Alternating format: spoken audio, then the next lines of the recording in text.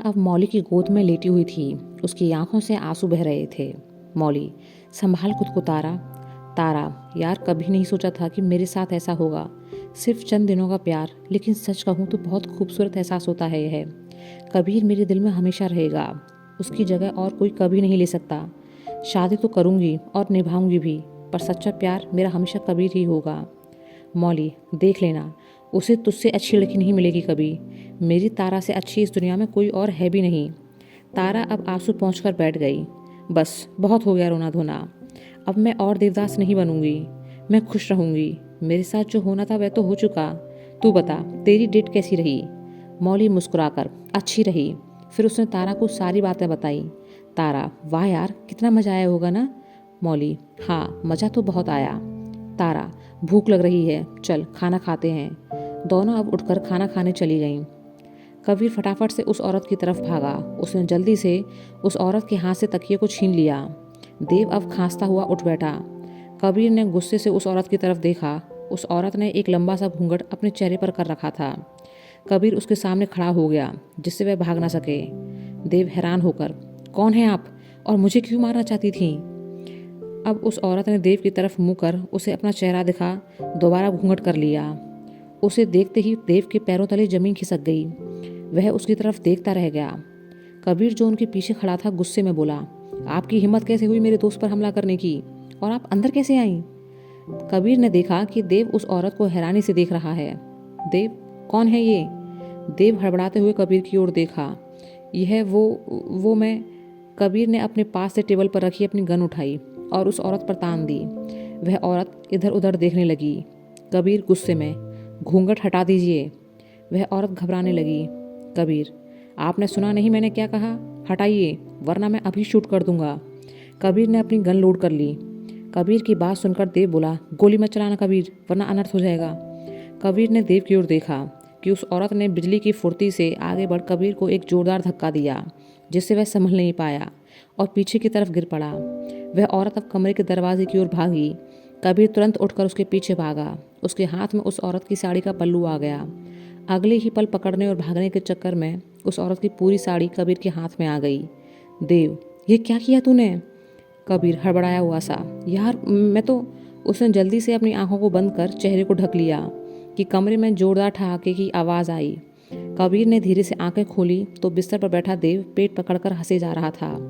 कबीर उसे भौचक्का सा देखने लगा। देव, अरे यार मैडम की साड़ी तो दे दे, बेचारी की इज्जत का तो ख्याल कर। कबीर ने धीरे से उस औरत की ओर देखा तो एक पल को तो भरोसा ही नहीं हुआ। सामने फर्श पर बैठा मंजीत मुंह दबाकर हंसे जा रहा था। अरे यार, तेरी भाभी की साड़ी है, नई खरीद कर लाया था, उसे अच्छे से संभाल कर रख। कबीर एक पल को हैरान सा खड़ा रह गया, पर अगले ही पल बोला, रुक, अभी बताता हूँ तुझे। वह जल्दी से मंजीत के पास गया और उसे ज़मीन पर गिरा उसकी गुदगुदी करने लगा। मंजीत अब हंसते हुए लोटपोट हो गया। मंजीत खुद को बचाने की कोशिश करते हुए चिल्लाने लगा, यार मर जाएगा तेरा मंजीते, माफ़ कर दे यार, बस अब और मत कर, मेरे पेट में दर्द हो रहा है, मैं सांस नहीं ले पा रहा, बस कर यार, मर जाऊंगा। लेकिन कबीर रुका नहीं। तब मंजीत बड़ी मुश्किल से हंसी को रोकते हुए बोला, तुझे देव की कसम। यह सुनकर कबीर अब हंसते हुए रुक गया। देव बिस्तर पर बैठ हंसते हुए बोला, अरे शुरू में तो मैं भी डर गया था कि यह क्या भला है, इस गधे ने तो जान ही निकाल दी थी। ऐसी डरावनी औरत लग रहा था कि दिल अब तक जोर से धड़क रहा है। मंजीत ने उठकर कबीर को ज़मीन पर गिरा लिया और खुद उसके बगल में लेट गया। तीनों लोग हंसे जा रहे थे। मंजीत, देखा, हो गया ना तेरा मूड अच्छा, पता नहीं क्या क्या करना पड़ता है तुम्हारे लिए। कबीर, तू कितना नालायक है यार, अगर मैं गोली चला देता तो? देव, उसे पता है कि तू किसी औरत पर गोली नहीं चलाएगा, और ऐसी भयंकर औरत पर तो बिल्कुल भी नहीं। वैसे ये आइडिया आया कहाँ से? मंजीत, अरे ट्रेनिंग के टाइम पर ऐसा बहुत किया है, तभी। कबीर और मंजीत अब खड़े हुए और हंसते हुए देव के पास आकर बैठ गए। मंजीत, सच्ची यार, यह साड़ी पहनना तो बहुत मुश्किल है, और उससे भी ज़्यादा मुश्किल है इसे संभालना। तकरीबन 5 बार यह साड़ी खुली होगी पहनते वक्त, और फिर बेल्ट से बांधी थी, लेकिन देखो कमबख्त फिर भी दगा दे गई, आखिर में आकर खुली ही गई ना। कबीर हंसते हुए, और साथ ही तेरी पोल भी खुल गई।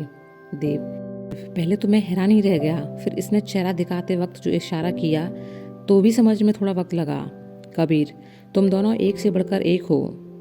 देव अब गुनगुनाने लगा, तू धार है नदिया की, मैं तेरा किनारा हूँ, तू मेरा सहारा है, मैं तेरा सहारा हूँ, आँखों में समंदर है, आशाओं का पानी है, जिंदगी और कुछ भी नहीं, तेरी मेरी कहानी है। अब तीनों दोस्त एक साथ मिलकर गुनगुनाते हुए एक दूसरे के गले लग गए। कुछ देर बाद तीनों बैठकर बातचीत करने लगे। थोड़े टाइम बाद मंजीत सोने चला गया। कुछ ही देर में मौली का फ़ोन आया। मौली, कबीर कैसा है? देव, यहीं बैठा है, मैं कहीं जाने थोड़ी दूंगा इसे। मौली सुनकर हंस पड़ी। देव, तारा कैसी है? कबीर अब देव की ओर देखने लगा। मौली, सो गई है, कुछ वक्त तो लगेगा इस सब से निकलने में। देव, सही कहा। कबीर अब बिस्तर पर पैर रख चेयर पर बैठ गया। उसे कब नींद आई पता ही नहीं चला। अगले दिन सुबह 7 बज रहे थे। सभी लोग ट्रकों में सारा सामान लोड कर रहे थे। तभी देव कबीर को बाहर ले आया और बाकी लोगों की मदद करने लगा कि थोड़ी ही देर में मंजीत भागता हुआ आया। मंजीत, देव, कबीर, सुनो तो। देव अब मंजीत की ओर देखने लगा। क्या है? कबीर अब वहाँ आया। क्यों चिल्ला रहा है? मंजीत ने सड़क के दूसरी ओर इशारा किया। दोनों ने उधर देखा तो वहाँ मौली और तारा मुस्कुराते हुए खड़ी थीं। उन्हें वहाँ देख देव और कबीर चौंक गए। मंजीत, दोनों सरप्राइज देने आई हैं। अब तीनों दोस्त मुस्कुरा दिए। कबीर का ध्यान तारा की ओर गया तो वह लगातार उसे ही देखे जा रही थी। कबीर अब देव की ओर पलट गया और धीरे से बोला, यार ये लड़की ऐसे क्यों देखती है मुझे? क्या करूं इसका? देव, कोई नहीं, आज के बाद तो पता नहीं कब मौका मिलेगा बेचारी को। थोड़ी देर बाद आर्मी के सारे सामान को लोड कर दिया गया और सभी वापस अपने शहर की ओर बढ़ चले। मौली और तारा भी अपने कोचिंग सेंटर के लिए निकल गईं। कहने को तो बस 3 दिन का ही साथ था, लेकिन वो सारी खूबसूरत यादें उन लोगों के जेहन में घर कर गई थी। रात को देव जल्दी सो गया। कबीर भी आराम कर रहा था कि तारा का फ़ोन आया। कबीर पहले तो सोच में पड़ गया कि फ़ोन उठाऊं या नहीं, फिर उसने उठा ही लिया। हेलो तारा, क्या कर रही हो? कबीर, कुछ नहीं, सोने जा रहा था।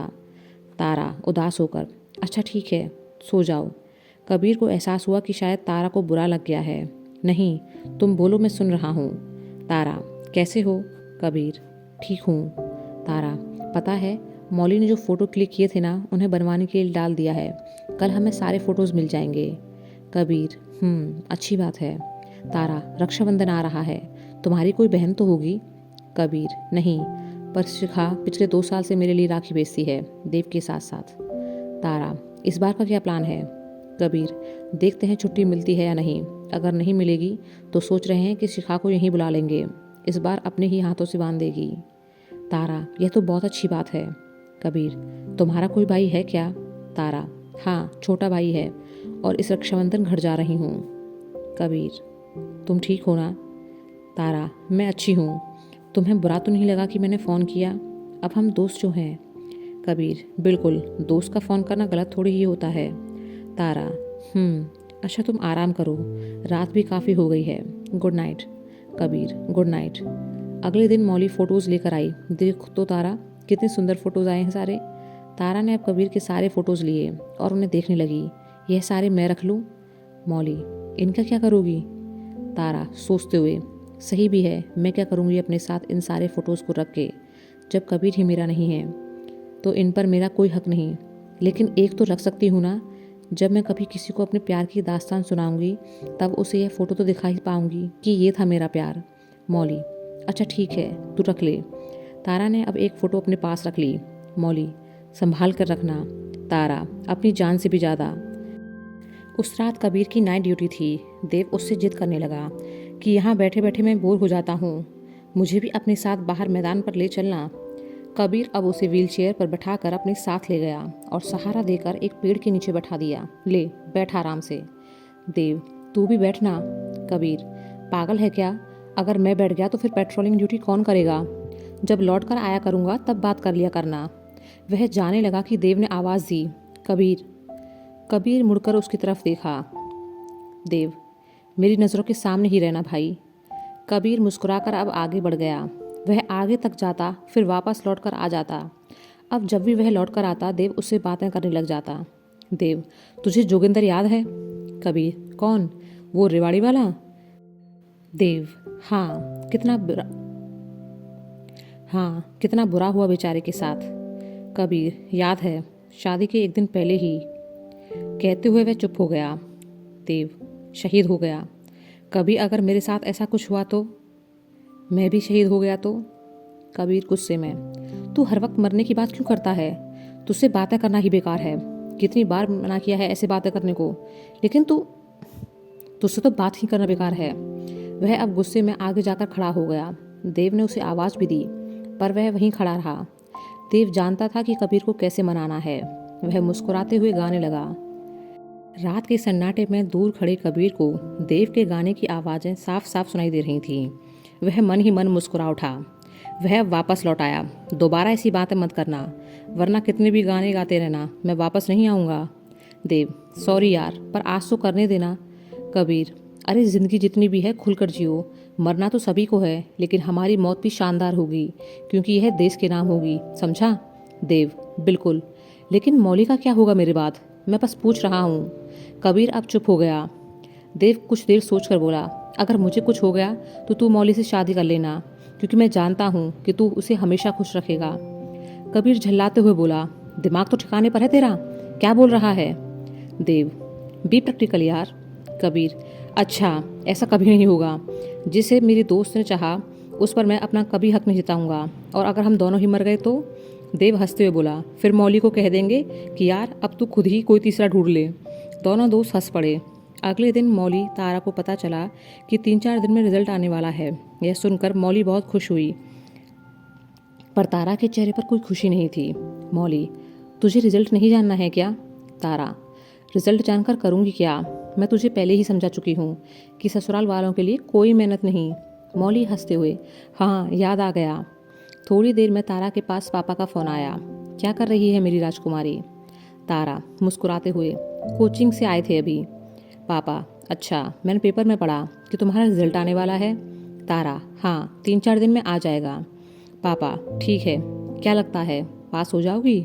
तारा, पेपर तो अच्छा हुआ है, लेकिन बाकी सब तो भगवान के हाथ में है ना। पापा, हाँ ये भी ठीक है। अगर तुम पास हो गई तो ठीक, वरना फिर लौट कर घर आ जाना बेटा। इस साल शादी कर दूंगा तुम्हारी। यह सुनकर तारा के पैरों तले जमी खिसक गई। इतनी जल्दी? पापा, बेटी जितनी जल्दी अपने घर चली जाए उतना ही अच्छा होता है। तारा, तो क्या यह मेरा घर नहीं है? पापा, है ना, क्यों नहीं है, लेकिन शादी भी तो करनी है। अगर तुम प्री में पास नहीं हुई तो फिर क्या करोगी? इसलिए मैंने अब रिश्ते ढूंढने शुरू कर दिए हैं। हाँ, अगर रिजल्ट में पास हो गई तो आगे के पेपर की तैयारी करना। कहते हुए उन्होंने फ़ोन रख दिया। तारा ने सारी बातें मौली को बताई। यार, मुझे अबीर को खोए हुए 3-4 दिन ही हुए हैं, और पापा हैं कि शादी की सोच रहे हैं। मुझे वक्त चाहिए।